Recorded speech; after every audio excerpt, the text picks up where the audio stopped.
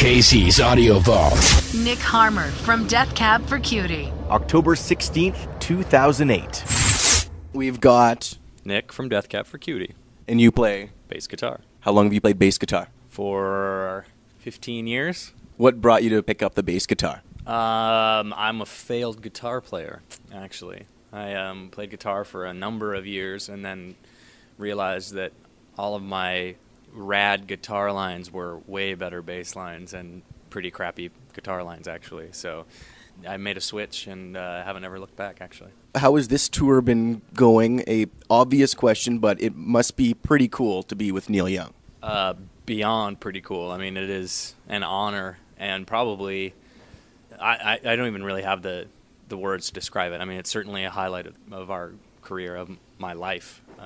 But yeah, it's an incredible honor. 2 years ago, you guys did the Bridge School benefit. Was that the first time that you kind of got hooked up with Neil Young? And has that kind of led you to be on tour now? Yeah, that's exactly how the lineage sort of went. We were on tour in 2004 with Pearl Jam, doing this Vote for Change tour, and Neil came out and played one show, and came to one of the shows and played some songs with Pearl Jam. We met him then, and then we were invited to do the Bridge School benefit in 2006, and one thing led to another, and now we're been invited to do this tour, or at least half this tour. Wilco's doing the other half. And then I guess Bridge School is next week, 25th and 6th or something? Yep, and we're going to be doing that as well. So this is our second Bridge School appearance as well. And you mentioned voting, because I guess November 4th. Yes. Have you signed up to do some colleges to encourage the voting? Did you hear about Canada? We just had our vote, and it was the lowest ever, 59%. Like, we broke all the records. Nobody gives a shit. Wow. That is actually really depressing. It's hard to live in it's hard to even call yourself a democracy when that many people actually show up at the polls. So I'm hoping that we have a lot better turnout in the States. In fact, we desperately need it, and we're very active in doing what we can to at least inspire and motivate the youth vote to get out and show up in record numbers. One thing that we're doing now, we're doing this Ultimate College Bowl competition, it's called. It's through MySpace and through Headcount and some other voter organizations, and really it's just designed, it's a nationwide competition for any college can participate, but it's whoever registers the highest percentage of their student body to as new voters and gets their student body registered and set up to vote will win a free show from us. Like a pyramid scheme. It's not a pyramid scheme. Everyone keeps saying that, but it's just not a pyramid scheme. It's really a benefit for you on the ground level as a consumer to grow and to continue to have. Yes, no, it's... I was completely joking. If someone else actually said that was a pyramid scheme? No, I was riffing. Well done. Yeah. That worked out well. Yes. This is a question I'm sure you've been answering before. Beloved indie band, second major label release. Uh-huh. Do you feel lucky that you're on a major label? Because with music industry the way it is, major labels really don't care about kind of fostering an artistic band that maybe isn't going to pay off right away. I feel lucky that we're able to put out records, period, no matter who's putting it out. I think that there are as many independent labels that suffer that disease that you're talking about as there are major labels. I think that it's a weird time for music in general when people aren't buying CDs anymore, and there's a whole different kind of MO moving forward for bands and distributing records and getting on tour and things like that. A lot has changed, but I kind of said it before. It doesn't really feel that weird to us because all the bands are on one label in the world now, and it's called iTunes. So, it doesn't really matter any longer. If you can get your record there and go on tour, then you're in pretty good shape. So, I don't know. I think that there are some drawbacks to being on a major label for sure. There are also a lot of bonuses, and we're just fortunate that we get to continue to put out records and be on tour. You recorded it in all your friends and band members' studios. It's not like someone would imagine, okay, this indie band, we're bringing them in, we're signing them up, you're going to sound like this. It sounds like you're still doing exactly what you want to do. The only thing that's really changed is the logo on the back of the CD jacket, period. I mean, we were able to get a lot of that in writing. Like when we were negotiating our contract to even sign to a major label, we wouldn't have even done it if we wouldn't have been able to get I mean, they were like giving us lip service and saying, "Oh, we're not going to mess with your creative process. Oh, totally, we believe in you." We're like, "Okay, well, you say that. Well, let's put it in writing." You know, we're protected in that way, and we were able to negotiate for those kinds of things in our contract because we'd worked hard enough to get to that point, to have a little bit of collateral to negotiate some things. So they've kept their word, and they've completely stayed away from our creative process, and we've kept our word and continue to make the best records that we know how to make, and everybody's happy. So we got to pinch ourselves, because that's a very rare story to have in this day and age, especially with a band like ours. And everyone is happy, because I'm thinking everyone is musically minded, and there's a couple people owning their own studios. Everyone kind of produces. Is there any conflicts in how someone thinks the record should sound? Never really. I mean, we have a really open sort of dialogue platform in the band, and you know, there are some times when like maybe something doesn't sound exactly like I'd want it to, or something doesn't sound exactly like Ben wants it to. But if enough of the other people are really, really excited about it, you just let yourself go and just realize like, oh, you know what?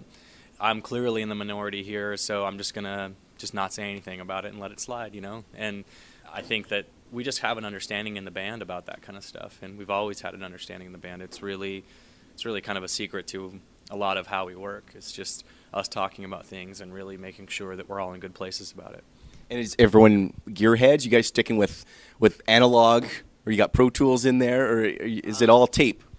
Right now, it's a lot of tape, but we do use Pro Tools. We do use Radar. We have played around with some different recording platforms like that. But you know, for where we're at right now, and what makes a lot of sense with a lot of the sounds that we're trying to get, you know, analog is where we're at. But I mean, I think we're interested in the process of making music, and really trying to capture a good performance, and however that gets captured. I mean, somebody could take a dictaphone and record somebody singing and playing acoustic guitar in a street corner, and there can be as much passion and as much energy in that as someone going into a multi-million-dollar digital studio. So, you know, I just think that what's most important is the song and the energy in recording it, and making sure that gets preserved in some way. So, you know, we're not really purists.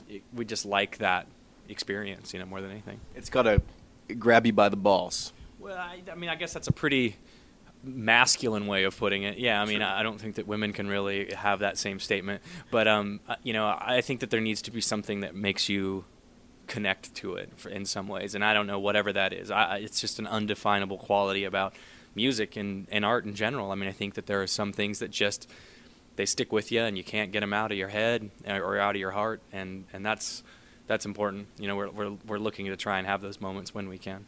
Somewhere in the guts. Visceral is probably the best word I could think of. Visceral is a good way of, yeah.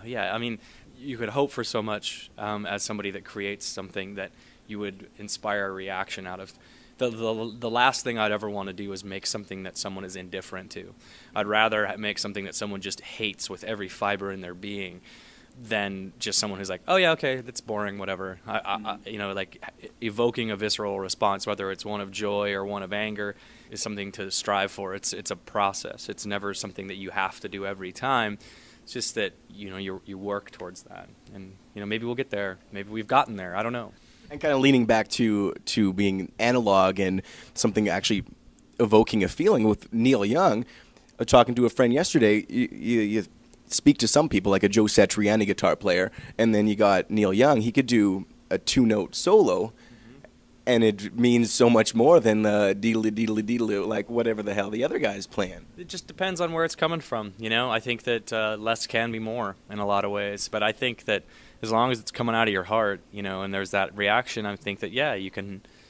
There's as much, you know, technical proficiency in a Mixolydian modal, you know, harmonic solo by Steve Vai as there are, in a 2-note solo by Neil Young. And I'm never one to say which is better or worse or whatever. I just react to it, and that's what, being from the Northwest and being from Seattle, I mean, that was what was so revolutionary about Nirvana. You know, I mean, they came right after a time when guitar players and bands were all about all this technical proficiency, and you had all these heavy metal bands in their hair, and they were doing all these crazy lead lines and licks and everything, and then suddenly you had this scrappy band playing, you know, 3 chords and screaming, and it just and people reacted to it. They felt it, you know, and that's exciting. It'll always be exciting.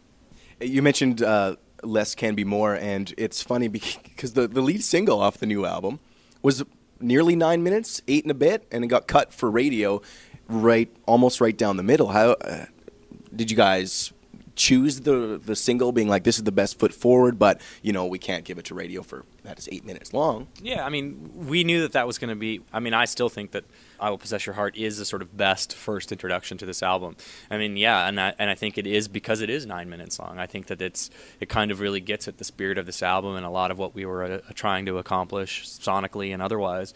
But we always knew that if we were going to submit an 8.5-minute first single, that it would be cut for radio. Radio can't afford to play an 8-minute song.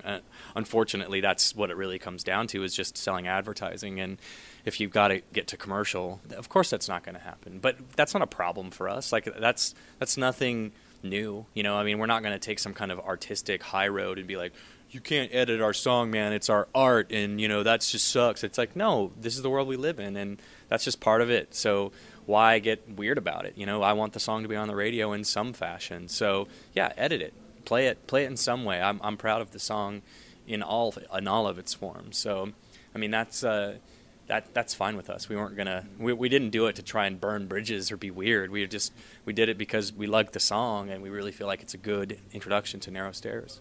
Was it submitted to you as an edit, or were you told, did you have your hand all the way on top of it how you wanted it? We made the edit, yeah. We submitted it in its full length, and then, of course, the label came back and said, yeah, you guys are going to need an edit. And we're like, yeah, we expected that. And, then we kind of just did our best to carve an edit out of the longer version. I'm still happy that the long version exists in the way that it is on the album, and that's the sort of definitive version as far as I'm concerned. But, radio stations, if they want to play and can play the edited version and they're excited about it, I say go for it. I think that's great. Do you guys do the full one live? Oh, definitely. We never play the edit. Well, that's not true. We played the edit live on television because that's the other place that they can't afford the long song thing. But as far as radio and TV goes, we'll do the edit.